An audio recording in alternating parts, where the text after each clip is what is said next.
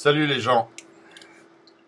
Je voudrais que vous regardiez bien attentivement la photo dont je me suis servi pour faire la couverture de cette vidéo.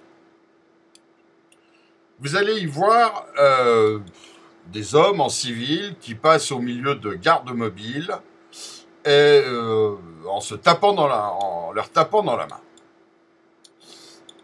Cette photo, elle a été prise hier soir à Paris devant la préfecture de police pendant les manifestations de policiers. Et cette photo que je pense, enfin moi en tout cas je ne l'avais vue nulle part, je n'en ai pas entendu parler dans la presse, et je l'ai découverte grâce à un ami qui me l'a envoyée. Cette photo montre clairement des gendarmes qui étaient censés faire le barrage devant la préfecture de police pour empêcher les flics d'avancer. Les gendarmes s'écartaient et laissaient accéder les policiers. C'est quasiment aussi symbolique que des CRS qui, lors d'une manif, ôtent leur casque et laissent passer les manifestants.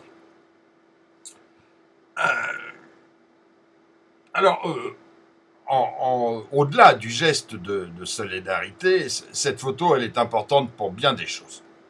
D'abord, elle est importante parce qu'elle a été cachée. La presse ne nous a pas tellement montré cette photo. La presse qui aime tellement les grands symboles, vous savez, les petits enfants noyés sur les plages, ou bien d'autres photos chocs, les fleurs dans les fusils, les petites filles courant devant les bombes au Vietnam, etc. Photos très importantes et fortes, et d'ailleurs qui ont joué leur rôle à leur époque. Mais là, cette photo qui a quand même une certaine force, bizarrement, ça n'a pas intéressé la presse. Ou alors, peut-être que la presse aurait eu certains ordres gouvernementaux de ne pas s'y intéresser.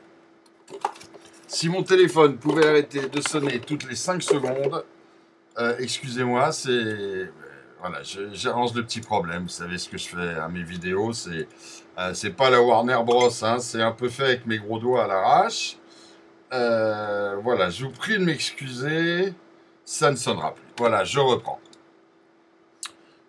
Donc cette photo, c'est un symbole fort, et c'est un symbole fort justement parce qu'on a voulu le cacher. Première chose. Deuxième chose, si les gendarmes se sont conduits comme ça montre à quel point eux aussi sont exaspérés.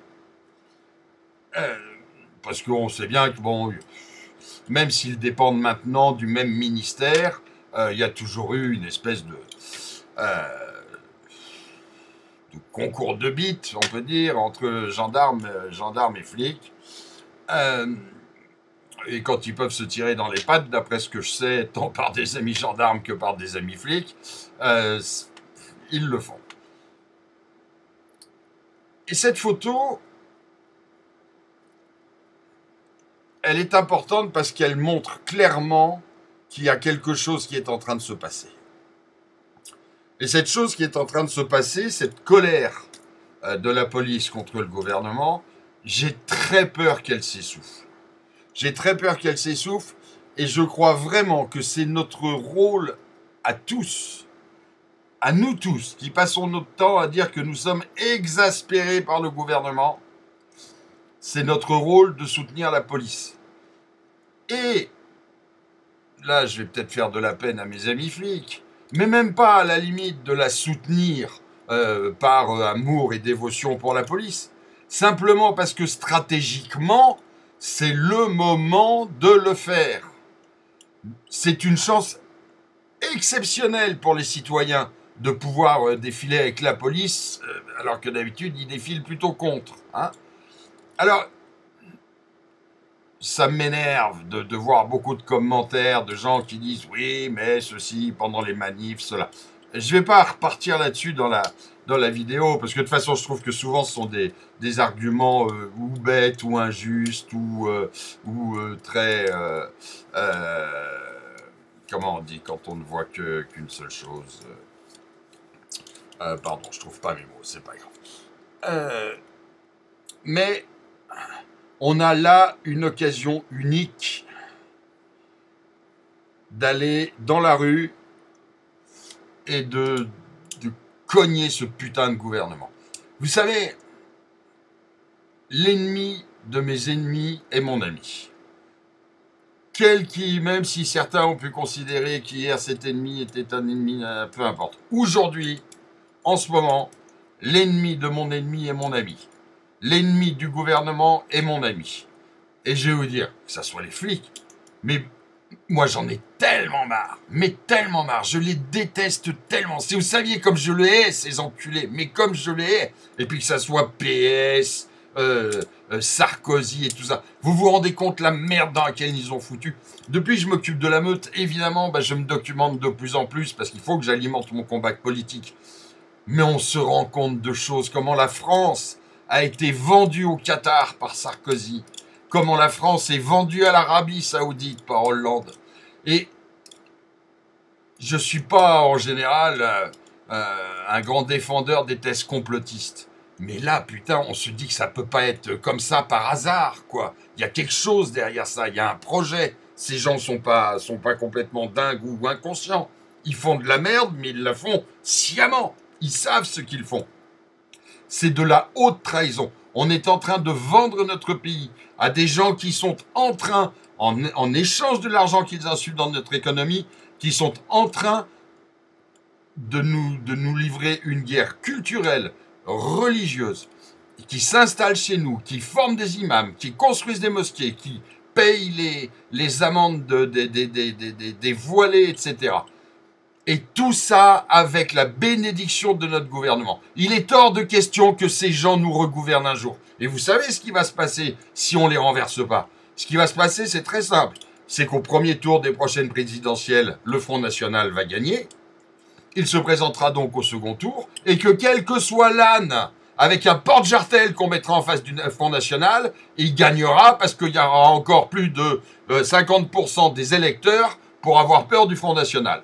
Je ne me positionnerai pas sur le Front National. Moi, je vous jure que je le préfère à n'importe lequel de ces enculés de droite, gauche, molle, Sandberg, dégueulasse, caca, ça pue. Hein, mais je préférerais aussi Mélenchon à la limite. Hein. Je m'en fous, je ne veux plus de ces gens qui nous ont trahis, qui nous trahissent, qui ont vendu la France, à qui on ne peut pas faire confiance et qu'il faudra faire passer en cour de sûreté un jour. Donc arrêtez, je vous en prie.